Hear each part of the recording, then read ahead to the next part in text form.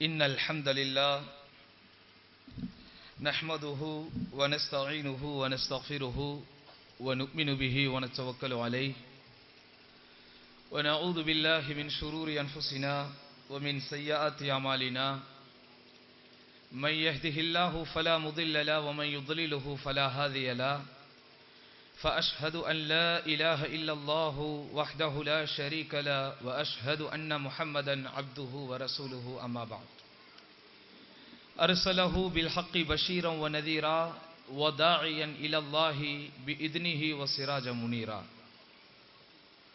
اللهم صل على محمد وعلى آل محمد كما صليت على إبراهيم وعلى آل إبراهيم إنك حميد مجيد اللهم بارك على محمد وعلى آل محمد كما باركت على إبراهيم وعلى آل إبراهيم إنك حميد مجيد.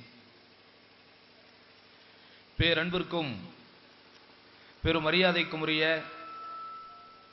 நமது ஜமாஅத்தின் நிறுவனரும் தாருர் ரஹ்மத் ஆதரவற்றோர் நிலையத்தின் தலைவருமான ஷேக் கமாலுத்தீன் மதனி அவர்களே,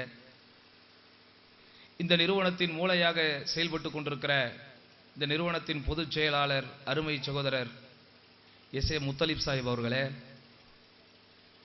இந்த நிறுவனத்தை சிறப்பான முறையிலே இயக்கிக் கொண்டிருக்கிற இந்த நிறுவனத்தின் மேலாளரும் நமது ஜமாஅத்தின் மாவட்ட தலைவருமான அன்பு சகோதரர் ஹாமீம் ஃபிர்தௌசி அவர்களே, மேடையில் அமர்ந்திருக்கிற நமது குமரி மாவட்ட முன்னாள் தலைவர் அன்பு சகோதரர் கன்னியாகுமரி அப்துல் காதிர் சாஹிப் அவர்களே, மேடையின் கீழும் மேடையின் வெளியேயும் விட்டிருக்கிற கிளை மாவட்ட மாநில நிர்வாகிகளே, சகோதரர்களே, சகோதரிகளே, ஒரு சிறப்பானதொரு கூட்டத்திற்காக நாங்கள் எல்லாம் அழைக்கப்பட்டிருக்கிறோம். இந்த சிறப்புமிகு நிகழ்ச்சி நமது தாருர் ரஹ்மத் ஆதரவற்றோர் இல்லம் துவங்கி சுமார் 16 ஆண்டு காலம் நிறைவுற்றதை சிறப்பான முறையில் நினைவுபடுத்தவே இந்த நிகழ்ச்சி. மிகச்சரியாக சொல்ல வேண்டுமானால் 16 வருடங்களுக்கு முன்பு இந்த தாருர் ரஹ்மத் துவக்கப்படும் வேளையில் ஃபிர்தௌசியா மதரசாவில் முதல் வகுப்பு மாணவனாக நாங்கள் படித்துக் கொண்டிருந்தோம். அப்போது இந்த தாருர் ரஹ்மத்தினுடைய இனாகுரேஷன் ப்ரோக்ராம் துவக்க நிகழ்ச்சியில் கேரளாவை சார்ந்த ஒரு மௌலவி அவர்கள் அழைக்கப்பட்டிருந்தார். நம்முடைய ஃபிர்தௌசியாவின் முன்னாள் முதல்வரும் எங்கள் நெஞ்சிலே விற்றிருக்கிற மரியாதைக்குரிய ஷேக் சையத் முகமது மதனி அவர்களும், மேடையில் அமர்ந்திருக்கிற பெரியவர்களும் இன்னும் பலரும் வந்திருந்தார்கள். அப்போது எனக்கு ஒரு 16 வயது இருக்கும். இதே போன்று உங்களில் ஒருவனாக நான் அமர்ந்து அந்த நிகழ்ச்சியை, குறிப்பாக இஸ்லாமிய மார்க்கம் ஆதரவற்றவர்களாக இருக்கிற அனாதை குழந்தைகளை ஆதரிப்பதை குறித்து என்னவெல்லாம் சொல்லிருக்கிறது, ஆதரவற்றவர்களுக்கு ஆதரவாகவும் ஆறுதலாகவும் இஸ்லாமிய சமுதாயத்தை சார்ந்தவர்கள் இருக்க வேண்டும் என்கிற முக்கியத்துவத்தை எல்லாம் பெரியவர்கள் மேடையில் சொன்னது அன்றைக்கு எங்களுக்கெல்லாம் மிகப்பெரிய ஆச்சரியமாக இருந்தது. ஆனால் கால சக்கரத்தினுடைய சுழற்சி, இதே தாருர் ரஹ்மத்தினுடைய நிகழ்ச்சிக்காக எளியோன் அழைக்கப்பட்டிருக்கிறேன். எல்லா புகழும் அல்லாஹ் ஒருவனுக்கே. இந்த சமுதாயத்தினுடைய முதுகெலும்பு மறுமலர்ச்சிக்கு காரணமாய் நிகழக்கூடியவர்கள், காரணமாய் இருக்கக்கூடியவர்கள் உண்மையிலேயே ஆதரவற்றவர்களாகவும் ஆறுதலற்றவர்களாகவும் வறியவர்களாகவும் எளிமையாளவர்களாகவும் இருந்தவர்கள் தான். செல்வந்தர்களில் விரல் விட்டு எண்ணப்படக்கூடிய சிலரை தவிர அநேகமானவர்கள் பாவங்களிலே ஈடுபடக்கூடியவர்களாகவும் படாட்டோபங்களிலே மூழ்கி இருக்கக்கூடியவர்களாகவும் தான் வாழ்ந்து கொண்டிருக்கிறார்கள். இது ஏதோ பணங்காசு இல்லாதவர்கள் ஏக்கத்திலேயும் பொறாமையிலும் சொல்வதாக பொதுமக்கள் நினைத்துக் கொள்ளக்கூடாது. திருக்குரானிலேயே அல்லாஹ் அப்படித்தான் சொல்லுகிறார். ஒரு சமுதாயத்தை நாம் அழிக்க வேண்டும் என்று நாடிவிட்டால் முத்ரஃபீஹா, முத்ரஃப் என்று சொன்னால் வசதி வாய்ப்பு வழங்கப்பட்டு ஆடம்பரத்திலே திளைத்திருப்பவர்களைத்தான் பாவம் செய்ய தூண்டுவோம் என்று அல்லாஹ் சொல்லுகிறான். ஆதலால் தான் ரசூலுல்லாஹி ஸல்லல்லாஹு அலைஹி வஸல்லம் ஹதீஸிலே சொல்லுகிற போது ஐயுஹத் துஜார் அன்துமுல் ஃபுஜார் அப்படின்னாங்க. ஓ வியாபாரிகளே, நீங்கள் தான் பாவிகள் என்றார்கள். பணம் படைத்தவர்கள், பண முதலைகளாக வாழக்கூடியவர்கள், ஏழைகளின் அருமையை தெரியாதவர்கள், ஏழ்மையை நேசிக்காதவர்கள், ஏழைகளை சுவாசிக்காதவர்கள், தாங்கள் வீட்டு நிகழ்ச்சிகளில் பணக்காரர்களுக்கு மட்டுமே முக்கியத்துவம் தரக்கூடியவர்கள், சமுதாயத்தின் அங்கமாய் மிக பெரும் சதவிகிதமாய் மிக பெரும் சமுதாயமாய் வாழ்ந்து கொண்டிருக்கிற ஆதரவற்றவர்களை, ஆறுதலற்றவர்களை, வசதி வாய்ப்பற்றவர்களை, வளங்களும் நலங்களும் வளங்களும் இல்லாதவர்களை மதிக்க தெரியாத மூடர்களை மார்க்கம் ஏற்றுக்கொள்வதே இல்லை. ஆதலால் ஏழைகளாக பிறந்து விட்டோமே, ஆதரவற்றவர்களாக வாழ்ந்து கொண்டிருக்கிறோமே என்று யாரும் இங்கே இருக்கக்கூடியவர்கள் நீங்கள் நினைக்க வேண்டிய அவசியம் இல்லை.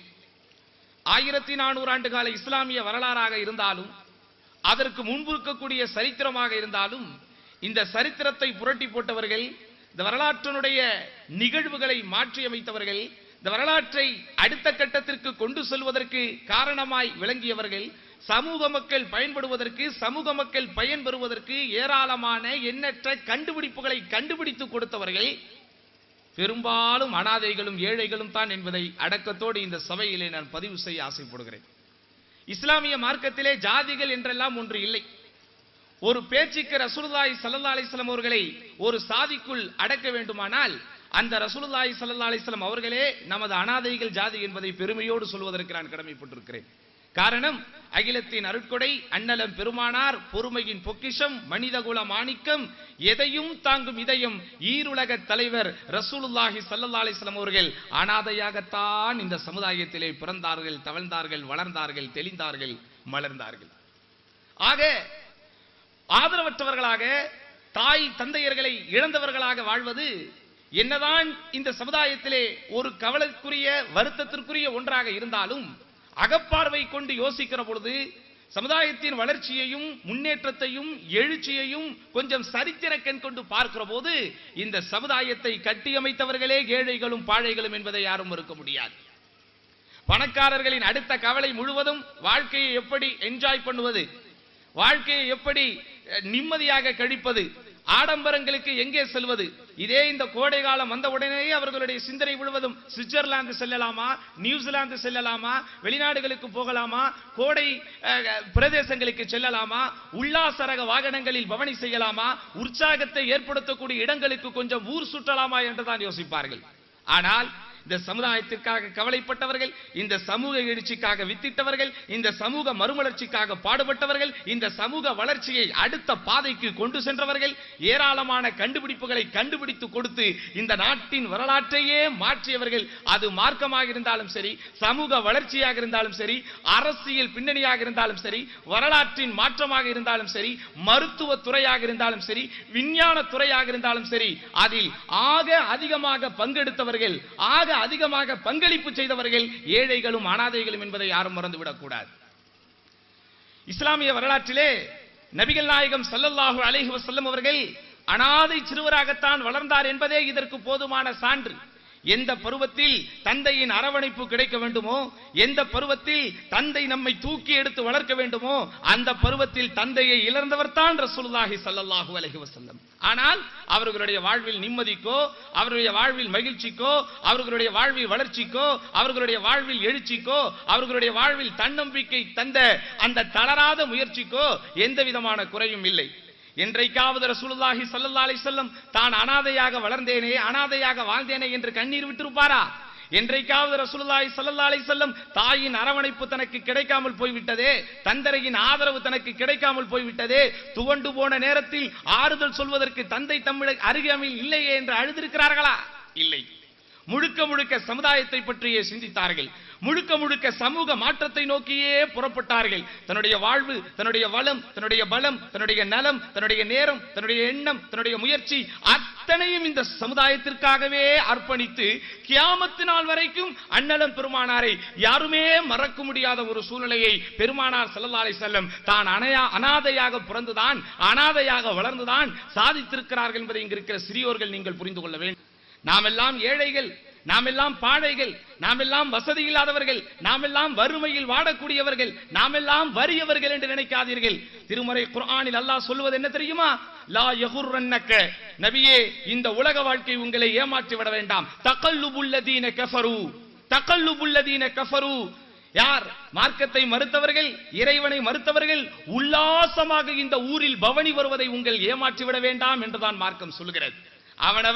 அவனவன் உல்லாசமான கார்களில் போகின்ற போது, அவனவன் விலை உயர்ந்த ஆடைகளை அணிந்து கொண்டிருக்கிற போது, அவனவன் நுனிநாக்கில் ஆங்கிலம் பேசும் போது நமக்கு கொஞ்சம் கவலையாகத்தான் இருக்கும். என்னடா, என் வயது 14 வயது சிறுவன், என் சம வயது 16 வயது பையன் ஆங்கிலம் பேசுகிறானே, கணினி வகுப்பு படிக்கிறானே, வெளிநாடுகளுக்கு போய் படித்து விட்டு வருகிறானே, அடுத்தடுத்த உயர்கல்வியை நோக்கி போகிறானே, நாம் சம்பந்தமே இல்லாமல் ஒரு ஊரின் முனையிலே, ஒரு தேசத்தினுடைய மூலையில் இருக்கிற ஒரு ஃபிர்தௌசியா கல்லூரியிலே படித்துக் கொண்டிருக்கிறோமே, ஒரு தாருர் ரஹ்மத்திலே படித்துக் கொண்டிருக்கிறோமே என்று இளைஞர்களே, சிறுவர்களே, வாலிபர்களே, நண்பர்களே, நீங்கள் நினைக்காதீர்கள்.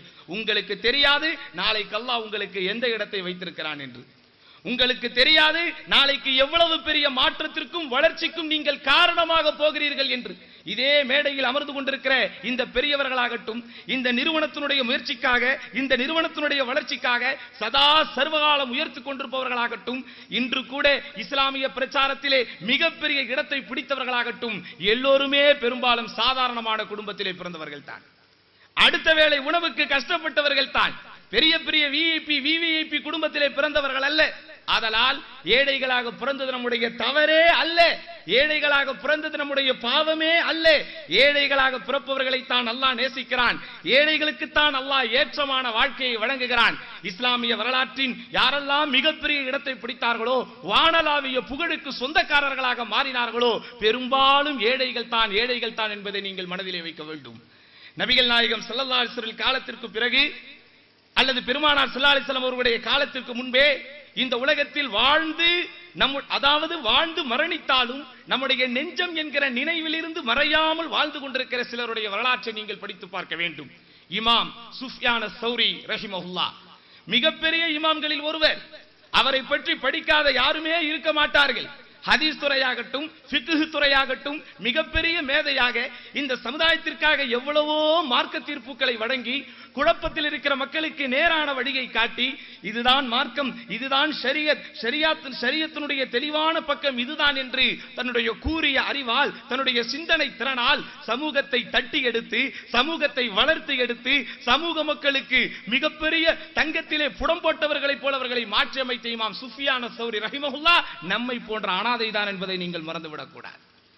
யாரெல்லாம் இன்றைக்கு உலமாக்களாக, அறிஞர் பெருமக்களாக பல்கலைக்கழகம் கண்டவர்களோ, பல்கலைக்கழகங்களிலே படித்து மிகப்பெரிய மேதாவிகளாக மாறினார்களோ, இவர்களெல்லாம் ஆரம்ப பாடத்தை படிக்க வேண்டுமானால் இமாம் சுஃப்யான் அஸ்-ஸௌரி ரஹிமஹுல்லாஹ்வுடைய சிந்தனைக்கு அவர்கள் ஆட்படுத்தப்பட வேண்டும். அவர்கள் செய்த மார்க்க சேவைகளை தங்களுடைய நினைவிற்கு கொண்டு வர வேண்டும். அப்படிப்பட்ட இமாம் அவர்கள், சுஃப்யான் அஸ்-ஸௌரி அவர்கள், உங்களை போன்ற, அதாவது நம்மிலே சிலரை போன்ற ஆதரவற்ற ஒரு குடும்பத்திலே பிறந்தவர் தான் என்பதை நீங்கள் நினைத்து பார்க்க வேண்டும். ஆதலால் நாம் ஏழைகளாக பிறந்து விட்டோமே என்பதனால், வசதியான குடும்பத்திலே பிறந்து விட்டோம் என்பதனால் உங்கள் திறமைகளை வளர்த்துக் கொள்வதில் நீங்கள் சோம்பேறித்தனம் காட்டாதீர்கள். இன்றைக்கு சமுதாயத்திற்கு தேவை வசதியான குடும்பத்திலே பிறந்தோம் என்பதல்ல, வளமான குடும்பத்திலே வாழ்ந்தோம் என்றல்ல, கோடிக்கணக்கில் லட்சக்கணக்கில் பொருளாதாரத்தை பின்புலமாக பின்னணியாக வைத்திருக்க வேண்டும் என்று அல்ல. இன்றைக்கு சமூகத்திலே தேவைப்படுவது சாதிக்கக்கூடிய இளைஞர்கள், மிகச்சரியான இலக்கை நிர்ணயித்து வாழக்கூடிய இளைஞர்கள். எந்த துறையாக வேண்டுமானாலும் இருக்கட்டும், ஆனால் எந்த துறையில் நீங்கள் இருக்கிறீர்களோ அந்த துறையில் நீங்கள் தனியாக தெரிய வேண்டும். எந்த துறையை நீங்கள் படிக்கிறீர்களோ அந்த துறையில் நீங்கள் மாஸ்டர்களாக இருக்க வேண்டும். சாதாரணமாக இருக்காதீர்கள்.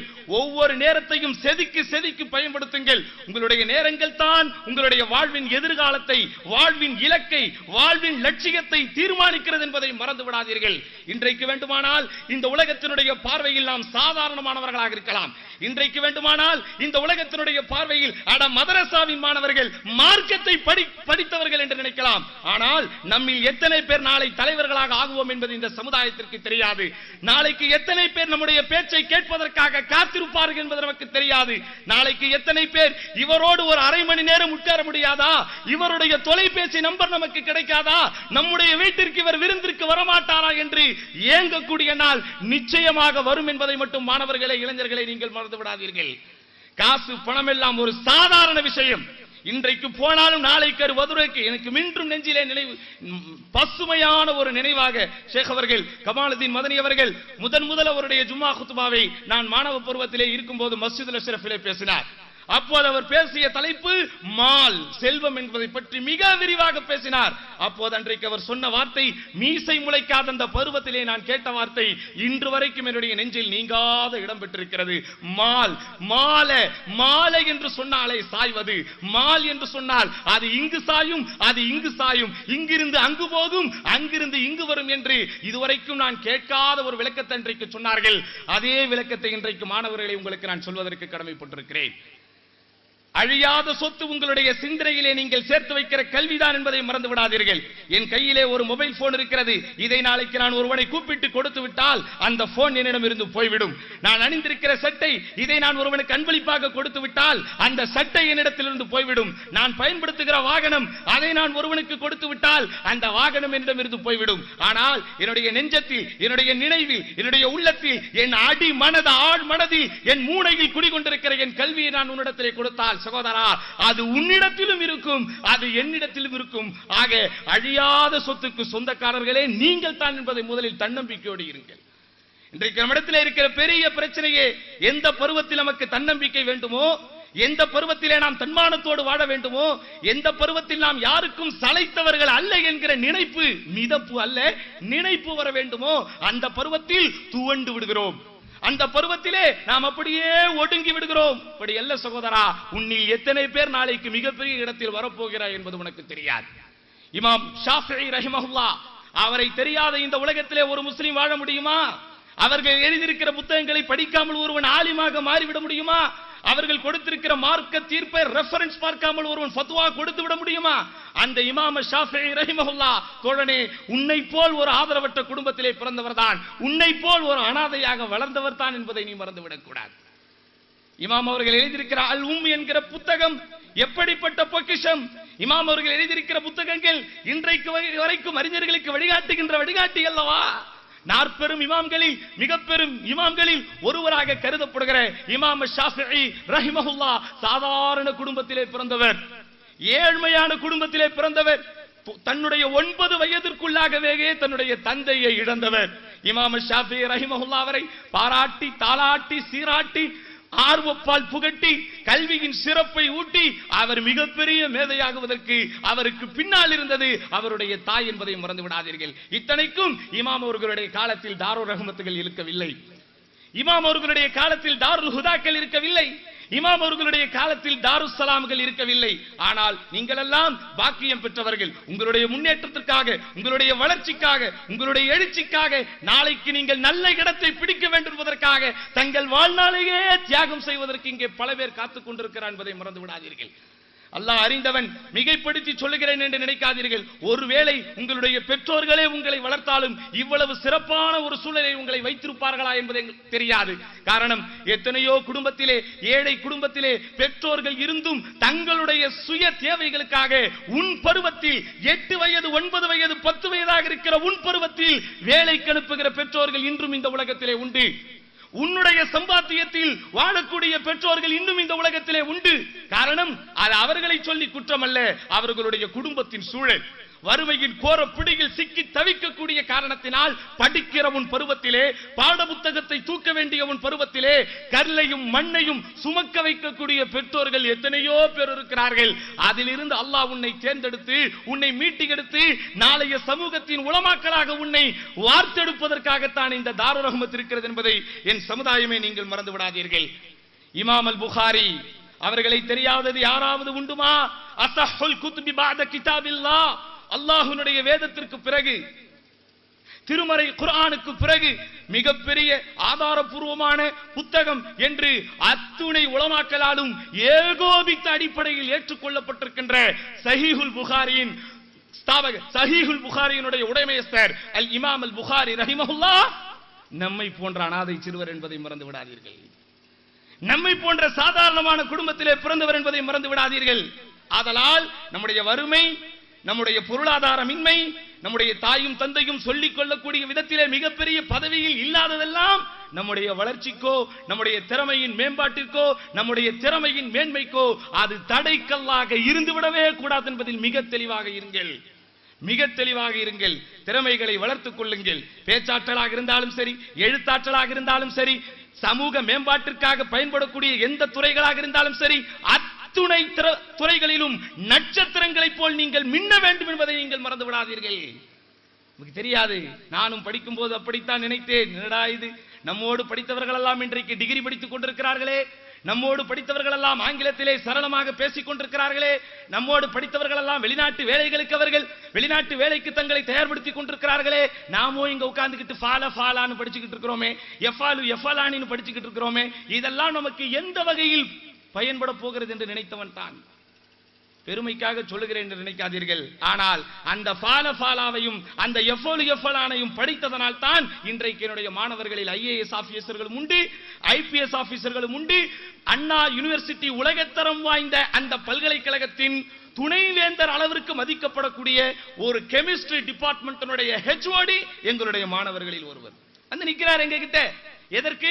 தொழுகையில் நிற்கிற போது அல்ஹம்துலில்லாஹி ரப்பில் ஆலமீன் என்று இமாம் ஓதும் போது அதனுடைய அர்த்தம் எனக்கு தெரிந்தாக வேண்டும் என்கிற இயக்கத்தில், குர்ஆனுடைய வசனங்கள் செவிகளே விழும்போது அதனுடைய அர்த்தம் எனக்கு விளங்க வேண்டும் என்கிற எதிர்பார்ப்பில் ஆயிரக்கணக்கான லட்சக்கணக்கான ரூபாய்களுக்கு சொந்தக்காரர்கள், உல்லாசரகர வாகனத்திலே வரக்கூடியவர்கள், எத்தனை போன்கள் அவர்களிடத்திலே இருக்கும், எத்தனை விஐபிகள் அவர்களுடைய தரிசனத்திற்காக காத்துக் கொண்டிருப்பார்கள், அத்தனையும் தூர எறிந்து விட்டு நாங்கள் மேடையில் இருந்து பாடம் சொல்லிக் கொடுப்பதை சாதாரண மாணவர்களாய் கீழே நின்று கற்கக்கூடியவர்களில் இந்த சமூகத்தின் எத்தனையோ மேம்பட்டவர்கள் இருக்கிறார்கள் என்றால் அதற்கு ஒரே காரணம் சகோதரா, நானும் நீயும் குர்ஆனுடைய கல்வியை கற்றுக் கொண்டிருக்கிறோம் என்பதை மட்டும் மறந்து விடாது.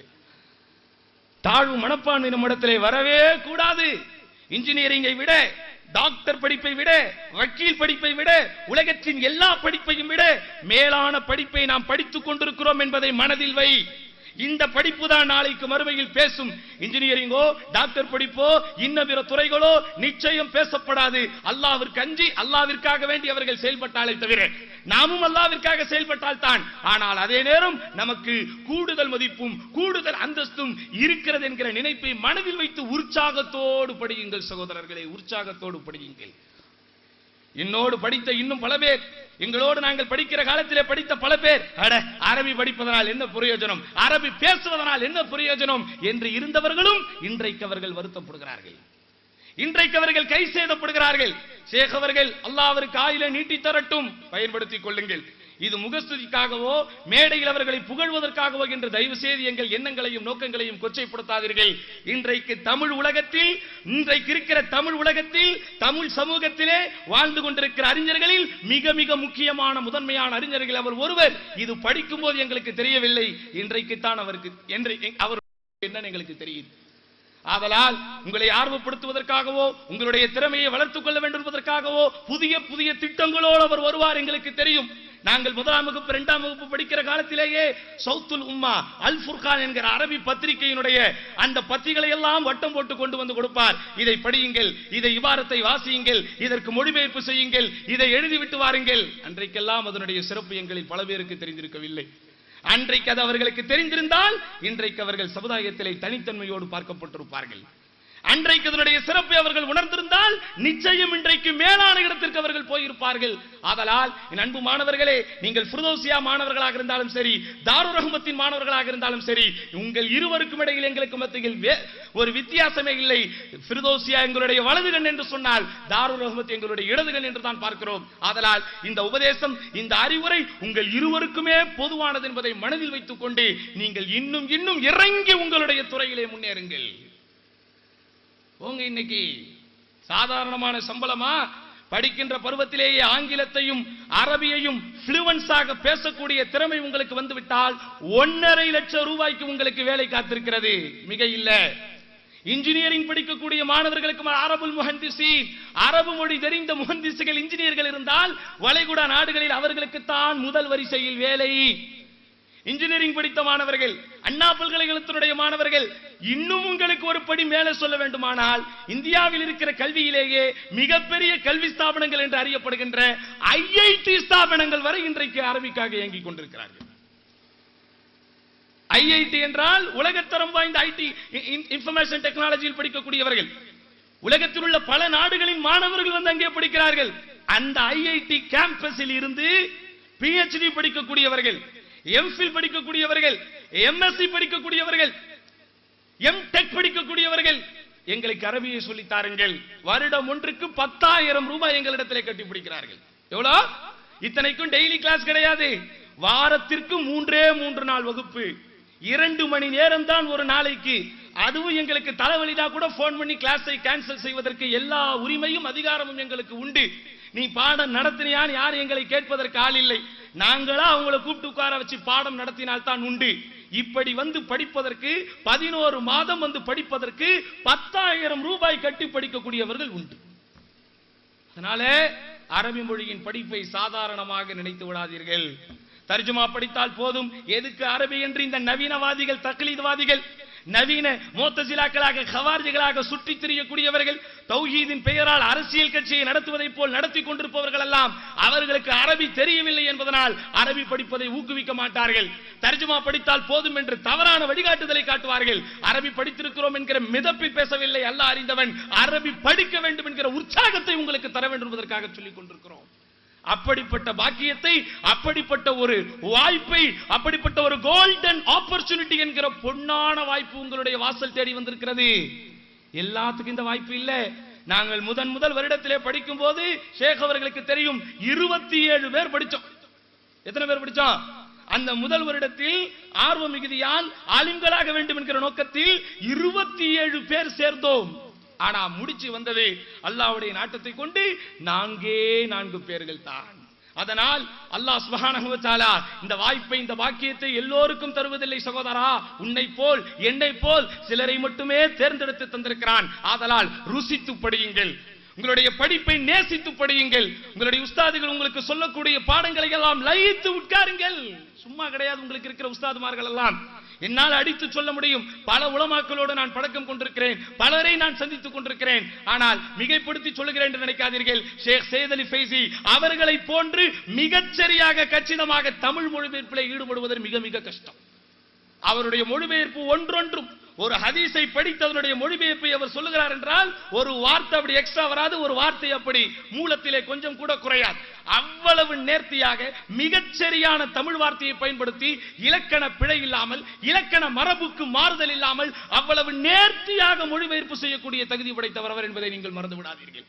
இப்படி ஒவ்வொருவரையும் பற்றி சொல்லிக் கொண்டே செல்லலாம்.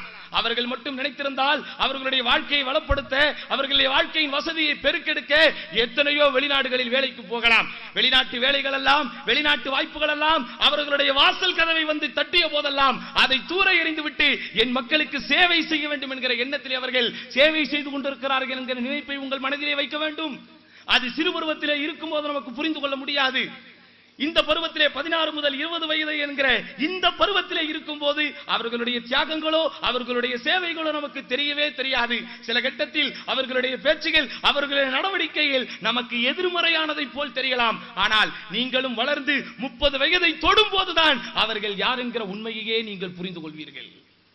அதனால அன்பு சகோதரர்களே, அனாதை குடும்பத்திலே பிறந்து விட்டோமே என்று தயவு செய்து வருத்தப்படாதீர்கள். அல்லாஹ் உங்களை தேர்ந்தெடுக்கிறான். வசதியும் வாய்ப்பும் வளமும் பலமும் நலமும் பொருளும் அதிகரிக்கத்தான் கேள்வி கணக்கு அதிகரிக்கப்பட்டு கொண்டே இருக்கும். அதனால் தான் பெருமானார் ஸல்லல்லாஹு அலைஹி வஸல்லம் காலத்தில் விரல் விட்டு எண்ணப்படக்கூடிய, விரல் விட்டு எண்ணிவிடலாம் அந்த அளவில் மட்டுமே குறைந்த எண்ணிக்கையில் இருந்த செல்வந்த சஹாபா பெருமக்கள் கண்ணீர் விட்டு கதறி அழுதிருக்கிறார்கள். என்னுடைய செல்வத்திற்கு நான் என்ன பதில் சொல்ல போகிறேனோ, என்னுடைய பொருளாதாரத்திற்கு என்ன பதில் சொல்ல போகிறேனோ என்று தேம்பி அழுதவர்கள் தான் இஸ்லாமிய ஷரியத்திலே, இஸ்லாமிய சமுதாயத்திலே பெருமானார் ஸல்லல்லாஹு அலைஹி வஸல்லம் காலத்திலே செல்வந்தர்களாக வாழ்ந்தவர்கள். தெரியுமா உங்களுக்கு? அந்தலூஸ், ஸ்பெயின் நாட்டினுடைய வரலாற்றை படிக்காதவர்கள் யாருமே இருக்க மாட்டார்கள். வெள்ளை ஏகாதிபத்திய நாடுகள் எல்லாம் வளம் பெறுவதற்கு முன்னமேயே, ஐரோப்பிய நாட்டினுடைய எழுச்சிக்கும் வளர்ச்சிக்கும் முன்னமேயே, அமெரிக்கா, ரஷ்யா போன்ற ஏகாதிபத்தியங்களின் எழுச்சிக்கு முன்னமேவே இந்த சமுதாயத்திற்கு ஆச்சரியத்தை தந்த ஒரு நாகரிகம் அந்தலுஸ் என்று அழைக்கப்படுகின்ற அந்த ஸ்பெயின் என்கிற நாகரிகம். அந்த அந்தலுஸ் என்கிற மாகாணத்தில் ஹிஜ்ரி 138ஆம் ஆண்டிலேயே உமையாக்களுடைய அந்த ஆட்சியை துவங்கிய அப்துர் ரஹ்மான் தாகில் நம்மை போன்ற ஒரு அனாதை தான் என்பதை மறந்து விடாதீர்கள். ஒரு தேசத்தை கட்டியமைத்தவர், ஒரு தேசத்தினுடைய எழுச்சிக்கு வித்திட்டவர். இன்றைக்கு வரைக்கும் வரலாறு வரை நினைவு கூர்ந்து கொண்டிருக்கிறது. அந்தலுஸ் என்பது சாதாரணமான ஒரு நாகரிகம் கொண்ட ஒரு பகுதியா? ஸ்பெயின் இன்றைக்கு நம்மிடத்திலே இல்லை. ஆனால் ஒரு காலத்திலே இஸ்லாமியர்கள் ஸ்பெயினை ஆட்சி செய்து கொண்டிருந்த காலம் வரை ஐரோப்பியர்களும் சரி, அமெரிக்கர்களும் சரி, அன்றைக்கு இருந்த வெள்ளை ஏகாதிபத்தியத்தின் அத்தனை பேரும் சரி, தன் நாட்டின் இளவரசியை அனுப்பி வைத்து, தன் நாட்டின் இளவரசியோடு படிக்கின்ற 17 சிறுமிகளை, இளம்பெண்களை அனுப்பி வைத்து, நீங்கள் போய் அந்தலுஸிலே தங்கி இந்த நாகரிகத்தை படித்து விட்டு வாருங்கள் என்று சொல்லக்கூடிய அளவிற்கு நாகரிகத்தின் உச்சாணியில், உயர்ந்த இடத்தில், வளர்ச்சியின் முனையில் இருந்த அந்த அந்தலுஸ் என்கிற அந்த ஸ்பெயின் என்கிற அந்த இடத்தில் இஸ்லாமிய கலாச்சாரத்தை உருவாக்கிய அப்துர் ரஹ்மான் தாகில் அனாதை என்பதை மறந்து விடாதீர்கள். தெரியாது நமக்கு. நம்ம தமிழ் மீடியத்தில் படிக்கிறோம், நம்ம என்ன பண்ண போறோம்? நம்ம மதரசால ஓதிக்கிட்டு இருக்கோம், என்ன பண்ண போறோம்? நமக்கு இங்கிலீஷ் தெரியலையே, நமக்கு கம்ப்யூட்டர் தெரியலையே. கவலையே படாதீர்கள். நபிகள் நாயகம் ஸல்லல்லாஹு அலைஹி வஸல்லம் அவர்களும் சரி, அவர்களுக்கு பின்பு இந்த சமுதாயத்தினுடைய வளர்ச்சியை மாற்றி அமைத்தவர்களும் சரி, வளர்ச்சி பாதையில் கொண்டு சென்றவர்களும் சரி, சாதாரண குடும்பத்தில் பிறந்தவர்கள் தான் என்பதை மறந்துவிடக் கூடாது. இன்றைக்கெல்லாம் இராக் சாதாரணமான ஒரு நகரமா? கூஃபாவும் பசராவும் வரலாற்றின் எந்த புத்தகத்திலாவது குறிப்பிடப்படாமல் இருக்கிறதா? அரபு இலக்கணமாகட்டும், அரபி இலக்கியமாகட்டும், கவிதை நயங்களாகட்டும், அரபு கலாச்சாரத்திற்கும் அரபு நாகரிகத்திற்கும் மிக மிக உயர்ந்த அந்தஸ்தையும் தனி கவனத்தையும் தன்னிகரற்ற தனித்தன்மையும் உருவாக்கி வைத்திருக்கிற ஈராக் மாகாணத்தின் காஹிராவை தட்டி எழுப்பி அந்த நகரத்தையே உருவாக்கிய ஸஈம் அல் வத்னி ஜமால் அப்துல் நாசிர் அவரும் நம்மை போன்ற ஒரு அனாதைத்தான். இன்னும் சொல்லிக்கிட்டே போலாம். இந்தியாவின் புகழ்பெற்ற அறிஞர்களில் ஒருவர் அபுல் ஹசன் நத்வி. அவருடைய அகீதாவில் நமக்கு பிரச்சனை இருக்கலாம், ஆனால் அவர் எழுதிய சில அரபு மொழி புத்தகங்கள், குறிப்பாக கஸஸுன் நபியின், நாங்கள் படிக்கும் போது அது பாடத்திட்டத்தில் இருந்துச்சு. இப்ப இருக்குதா ஷேக்? அது இன்னைக்கு வரைக்கும் நம்ம ஃபிர்தௌசியால பாடத்திட்டத்தில் வச்சிருக்கிறோம். அவர்கள் ஷேக் அவர்களுடைய அகீதாவில் நமக்கு பிரச்சனை இருக்கலாம், ஆனால் அவர் எழுதி வைத்திருக்கின்ற புத்தகங்களில், குறிப்பாக கஸஸுன் நபியின் என்கிற புத்தகம் அரபு மொழி போதிப்பதில் ஒரு மைல்கல் என்று சொல்லலாம். இஸ்லாமியர்களின் இழப்பால், இஸ்லாமியர்களுடைய பின்னடைவால் இந்த உலகம் சந்தித்தது என்ன என்று அவர் எழுதிய புத்தகம் இன்றைக்கு வரைக்கும் இஸ்லாமிய நாகரிகத்தையும் இஸ்லாமிய கலாச்சாரத்தையும் படித்துக் கொண்டிருப்பவர்களுக்கு மிகப்பெரிய சிம்ம சொப்பனம். அந்த இமாம் அபுல் ஹசன் அன்-நத்வி ஒரு சாதாரண குடும்பத்திலே அனாதை சிறுவராக வளர்ந்தவர் என்பது நம்மில் எத்தனை பேருக்கு தெரியும்? இப்படியே சொல்லிக்கிட்டே போலாம். இஸ்லாத்தில் மட்டுமல்ல, இஸ்லாமிய எழுச்சிக்கு மட்டுமல்ல, இஸ்லாத்திற்கு வெளியே அறிவியல் கண்டுபிடிப்புகளாகட்டும், விஞ்ஞான கண்டுபிடிப்புகளாகட்டும், தாமஸ் ஆல்வா எடிசன் கேள்விப்பட்டிருக்கோமா இல்லையா? அவரும் ஒரு அனாதைத்தான். அமெரிக்காவினுடைய ஜனாதிபதிகளில் யாருமே மறக்க முடியாத அளவிற்கு சாதாரண செருப்பு தைக்கும் குடும்பத்திலே பிறந்தவர் யாரு? Abraham Lincoln. அவரும் அனாதை சிறுவராக வளர்ந்தவர் தான். அதனால் இன்றைக்கு சமூகத்திற்கு தேவை பன்முக திறமை, மல்டி பர்சனாலிட்டிஸ் என்று சொல்லப்படக்கூடிய பன்முக திறமை இன்றைக்கு நமக்கு வேண்டும். எதையும் புரிந்து கொள்ளுகின்ற ஆய்வும் ஆற்றல் திறனும் நமக்கு இருக்க வேண்டும். சோம்பேறித்தனத்தை தூக்கி எறிய வேண்டும். உற்சாகத்தோடு நாம் செயல்பட வேண்டும். நம்மிடத்திலே எந்த குறைகள் இருந்தாலும் அந்த குறைகளை நிவர்த்தி செய்பவன் அல்லாஹ் என்றவன் மீது தவக்குல் போட்டுவிட்டு உண்மையான ஈமானோடு, உண்மையான இஹ்லாஸோடு மார்க்கத்தின் கல்வியை அல்லாஹ்விற்காக நாம் கற்க வந்திருக்கிறோம் என்கிற அந்த ஒரு நல்ல எண்ணத்தில் நாம் அடியெடுத்து வைக்கும் போது நிச்சயம் அல்லாஹ் நமக்கு மிகப்பெரிய வெற்றியை தருவான் என்பதை மட்டும் இளைஞர்களை மறந்து விடாதீர்கள். இன்றைக்கு பஞ்சம். கன்னியாகுமரியில் இருந்து சென்னை வரைக்கும் நமக்கு 80 மர்க்கஸ்கள் இருக்கிறது, 90 மர்க்கஸ்கள் இருக்கிறது என்று பெருமையாக போகிற இடங்களில் எல்லாம் சொல்லிக் கொண்டிருந்தாலும் அந்த ஒவ்வொரு மிம்பரும் இன்றைக்கு உன்னை போல் கத்தீப் இல்லாமல் அழுது கொண்டிருக்கிற விஷயம் தெரியுமா? இன்னல் ஹம்தலில்லாஹ் நஹ்மதுஹு வ நஸ்தஈனுஹு என்று துவங்குகிற ஹம்து ஸலவாத்தை கூட உச்சரிக்க தெரியாத பலர் இன்றைக்கு மெம்பரிலே ஏறிக்கொண்டிருக்கிறார்கள். காரணம், மார்க்க கல்வியை முறையாக படிக்கக்கூடிய காலம் கொஞ்சம் கொஞ்சமாக மறந்து கொண்டே இருக்கிறது. அதுக்காக மௌலவி இல்லாதவர்கள் எல்லாம் மேடையில் ஏறக்கூடாது என்கிற கருத்தில் சொல்வதாக தயவு செய்து கொச்சைப்படுத்தி விடாதீர்கள். அவர்களில் பலர் உண்டு மாஷா அல்லாஹ். அவர்கள் தொடர்பு கொண்டு தாங்களாக முயற்சி செய்து அவர்களிடத்தில் வரக்கூடிய தவறுகளையும் குறைகளையும் குளறுபடிகளையும் சீர் செய்து தன்னிகரற்ற முறையில் சேவை செய்து கொண்டிருக்கிற சில தாய்களும் இருக்கிறார்கள். ஆனால் முழுமையான பங்களிப்பை, முழுமையான பயனை அவர்களால் செய்ய முடியவில்லை. மர்கஸ்கள் தோறும் கிதாபுகள் நடத்துவதற்கு ஆலிம்கள் இல்லை. அல்-உஸூலு ஸலாஸா, கிதாபு தௌஹீத் போன்ற மூத்த உலமாக்களுடைய பாடங்களை பாடத்திட்டங்களாக வைக்கலாம் என்றால் அந்த மர்கஸ்களில் ஹதீபுகள் இல்லை. நிலைமை அப்படித்தான் இருக்கு. ஒரு காலம் வரும், எழுதி வைத்துக் கொள்ளுங்கள், ஒவ்வொரு பள்ளிவாசல் இமாமுக்கும் 50,000 ரூபாய் சம்பளம் இன்ஷா அல்லாஹ் நிர்ணயிக்கிற காலம் வெகு விரைவில் வரத்தான் போகிறது. ஒரு சில இடங்களில் இன்றும் வந்துவிட்டது. 30,000 ரூபாய் வாங்குகிற இமாம்கள் உண்டு, 35,000 ரூபாய் சம்பளம் வாங்குகிற இமாம்கள் உண்டு, 35,000 ரூபாய் 40,000 ரூபாய் சம்பளம் வாங்குகின்ற அரபு ஆசிரியர்கள் உண்டு. உண்மை. அதனால நம்ம படிச்ச கல்விக்கு மரியாதை இல்லை, நம்ம படிச்ச கல்விக்கு பெனிஃபிட் இல்லை என்று தயவு செய்து நினைத்து விடாதீர்கள். பயனுள்ள கல்வியை நெஞ்சிலே தாங்கிக் கொண்டிருக்கிறோம், பயனுள்ள கல்வியை உள்ளத்திலே வைத்திருக்கிறோம். நபிகள் நாயகம் ஸல்லல்லாஹு அலைஹி வஸல்லம் எந்த கல்விக்காக அல்லாஹ்விடத்திலே மன்றாடினார்களோ, அல்லாஹும்ம இன்னி அஸ்அலுக இல்மன் நாஃபியா, யா அல்லாஹ் பயனுள்ள கல்வி உன்னிடத்திலே கேட்கிறேன் என்று சொன்னார்களோ அந்த கல்வியை நாம் படித்துக் கொண்டிருக்கிறோம். அல்லாஹும்ம இன்னி அஊது பிக மின் இல்மின் லா யன்ஃபா, யா அல்லாஹ் பயனில்லாத கல்வியிலிருந்து உன்னை கொண்டு பாதுகாவல் தேடுகிறேன் என்று சொன்னார்களே, அப்படிப்பட்ட பயனில்லாத கல்வியிலிருந்து பாதுகாக்கப்பட்ட, புனரமைக்கப்பட்ட, பரிசுத்தப்படுத்தப்பட்ட, நோபல் என்று சொல்லப்பட்ட, புனிதத்துவப்படுத்தப்பட்ட திருமறை குர்ஆனையும் ஹதீஸ்களையும் சத்திய சஹாபாக்களையும் இமாம் பெருமக்களையும் தாங்கி நிற்கிற புனிதமான மொழியை கற்றுக்கொண்டிருப்பவர்கள் தான் நாம் என்பதை இளைஞர்களை மறந்து விடாதீர்கள். அதனால் ஊர் பெரியவர்கள் இங்கே வந்திருப்பீர்கள், சமூகத்திலே முக்கியஸ்தர்கள் வந்திருப்பீர்கள். இந்த பிள்ளைகளை எல்லாம் ஊக்கப்படுத்துவது உங்களுடைய பொறுப்பு, இந்த பிள்ளைகளை எல்லாம் கண்ணிய பார்வை கொண்டு பார்ப்பது உங்களுடைய பொறுப்பு. படிக்கின்ற பருவத்திலே கொஞ்சம் விளையாட்டுகள் அவர்களிடத்தில் இருக்கத்தான் செய்யும். இவர்கள் எல்லாம் வானத்திலிருந்து வந்து விழுந்தவர்கள் அல்ல. உங்கள் வீட்டு பிள்ளைகளைப் போலவே தான் அவர்களும் கொஞ்சம் பக்குவத்தையும் பண்பாட்டையும் படிக்கக்கூடிய பணியிலே அவர்கள் இருக்கிறார்கள். அதனால் இந்த பிள்ளைகள் சேட்டை செய்கிறார்கள், இந்த பிள்ளைகள் ரோட்டிலே ஒரு மாதிரியாக நடந்து வருகிறார்கள் என்று சின்ன சின்ன செய்திகளை அபாண்டமாக அவர்கள் மீது சுமத்தி அவர்களுடைய எதிர்காலத்தை பாழாக்கி விடாமல் உங்கள் வீட்டு பிள்ளைகளைப் போல் அவர்களை நீங்கள் பார்க்க வேண்டியது உங்களுடைய பொறுப்பு. உங்கள் வீட்டு பிள்ளைகளைப் போல் அவர்களை நேசிக்க வேண்டியது உங்களுடைய பொறுப்பு. இவர்களில் எத்தனை பேர் நாளைய தலைவர்களாக மாறுவார்கள் என்பது உங்களுக்கு தெரியாது. இன்றைக்கு சமூகத்திற்கு தேவை இவர்கள் தான். பெரிய பெரிய பள்ளிக்கூடங்கள் எல்லாம் இன்றைக்கு எதிர்பார்த்து காத்துக் கொண்டிருக்கிறது. பெரிய பெரிய பள்ளிக்கூடங்கள், பெரிய பெரிய பல்கலைக்கழகங்கள் எல்லாம் ஒழுக்கவியல் பாடத்தை நடத்துவதற்கு, பண்பாட்டு துறையில் பங்கெடுப்பதற்கு, வாரம் ஒரு முறையோ மாதம் ஒரு முறையோ நீதி போதனை வகுப்பெடுப்பதற்கு திறமை உள்ளவர்கள் கிடைக்க மாட்டார்களா என்று ஏங்கிக் கொண்டிருக்கிறார்கள்.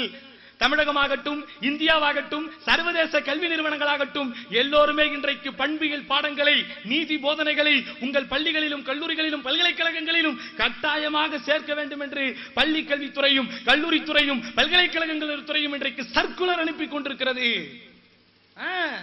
ஏன்? படிக்கிற பருவத்திலேயே பலவிதமான சேட்டைகள் இன்றைக்கு பள்ளிக்கூட மாணவர்கள் செய்து கொண்டிருக்கிறார்கள். ஊரை விட்டு ஓடிக்கொண்டிருக்கிறார்கள். வெளியே சொல்ல முடியாத அசிங்கங்கள் எல்லாம் அரங்கேற்றப்பட்டுக் கொண்டிருக்கின்றன. இதிலிருந்து இவர்களை மீட்டெடுக்க வேண்டுமானால் இந்த பாட புத்தகங்கள் மட்டும் போதாது, கொஞ்சம் பண்பு புத்தகங்களும் வேண்டும் என்று எல்லா கல்வி சாலைகளும் எதிர்பார்த்துக் கொண்டிருக்கிறது.